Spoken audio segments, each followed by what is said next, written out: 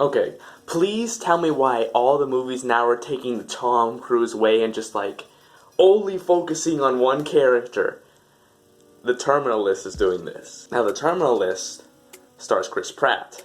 And Chris Pratt is taking the Tom Cruise from Top Gun Maverick approach where, since he's an executive producer, he decided to make this movie, like, focus heavily on him, like, the entire movie almost.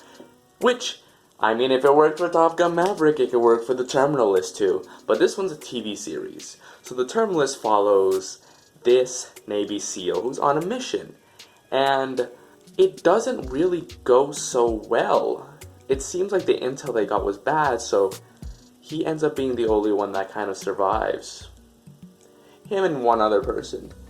And his entire squad basically just dies. And there's like, how did this happen? Usually the intel is pretty strong from the US military, so they kind of want to investigate that. But it kind of goes weird when one of his friends kind of kills himself, and he's the only one left. And to save for any spoilers, we're going to stop from right there in the synopsis. So they're trying, basically in the series is trying to figure out what went wrong and how it went wrong. Of course, with a few key details that you'll find out in episode 1.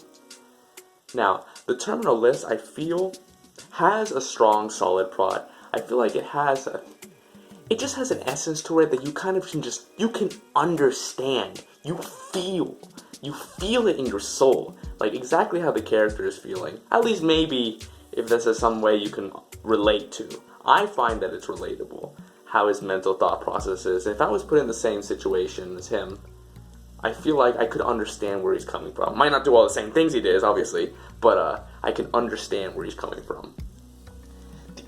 Going deeper, though, into the series, you realize that it's very slow in parts.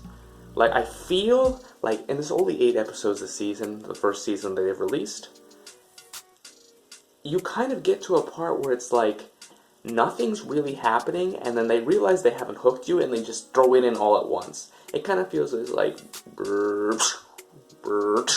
and that's like how they feed the plot. Like, it sounds stupid, but like, it really is. They throw it really slow at you, and then they're just like, oh wait, we didn't get him yet. Throw it all at once. Like, throw everything, the kitchen sink at them. And then it works. But I don't kind of like how they feel like, if it's a 50-minute episode, how is 40 minutes, like, slow, and then the 10 minutes is like, oh, this is where we're starting to get real juicy. Like, you gotta build it up over time. Like, if you're gonna take a slow pace, take a slow pace. Don't take a slow pace, realize you're not getting anywhere, and then just crank it times 10 speed in the last part of the episodes. And I feel like they do that in a couple episodes in the series. Overall, I do enjoy how it portrays the deterioration of his mental health slowly, and you kind of just don't realize it's happening until everyone on the outside points it out. Like, since you're progressing, since the series kind of goes slow, you kind of just feel like it's not shifting his mental deterioration so fast, and like his fanaticism to solve the crime or the case. I don't know what I would call it. Let's just say the circumstances. Yeah, that's probably the best way to put it. But if you kind of start from the first episode and you skip to the 8th after you finished it, you realize that it's kind of a huge jump, but they just put it in a way that's cleverly like slow that you don't even notice it. You only notice it because characters are starting to talk about it, and then you're like, wait, yeah, that is kind of dumb. Now, this is based off a book, so if you'd rather, you could read the Terminal List book, if you're one of those avid readers. But if not, this is an Amazon Prime series that you can watch, and I think it's a pretty good. I think because of how the plot is, and I think the characters are great. Obviously, it's just Chris Pratt, basically 85% of the time. So Chris Pratt is a good actor, so can't really give too much complaints there. But I'd give it around a 7.5, honestly, like 7.5 out of 10.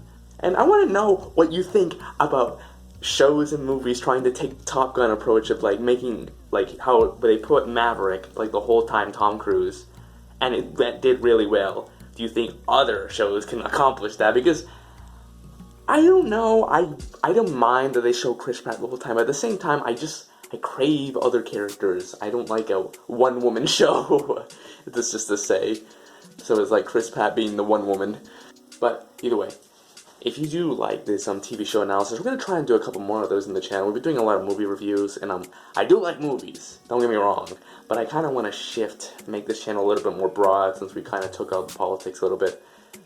So I want to see if TV shows is something you'd be interested in. So leave a comment below if you're also interested in seeing more TV show reviews, and I'll catch you in the next one. And be sure to subscribe.